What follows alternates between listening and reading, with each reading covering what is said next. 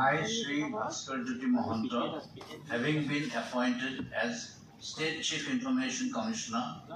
swear in the name of God that I will bear true faith and allegiance to the Constitution of India, as by law established, that I will uphold the sovereignty and integrity of India, that I will duly and faithfully, and to the best of my ability, knowledge, and judgment, perform the duties of my office without fear or favor, affection or ill will, and that I will uphold the Constitution and the laws.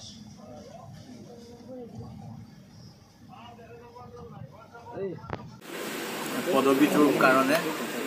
শপত গ্ৰহণ কৰিলোঁ মাননীয় অসমৰ ৰাজ্যপাল মহোদয়ে শপত পাঠ কৰোৱাই আৰু নিশ্চয়কৈ এটা নতুন অধ্যায়ৰ পাতনি আজিৰ পৰা আমি মেলিম এতিয়া গৈ পেলাই আমি জইন কৰিমগৈ অসমৰ ৰাইজৰ সহায় সহযোগিতা আশীৰ্বাদ আমি কামনা কৰিছোঁ আৰু মই নিশ্চয়কৈ ভাবোঁ যে এই চৰকাৰখনেও এই দিশত বিশেষকৈ স্বচ্ছতা আনয়নৰ ক্ষেত্ৰত যথেষ্টখিনি ভূমিকা পালন কৰিছে আৰু সেইকাৰণে এইটো তথ্য জনাৰ অধিকাৰ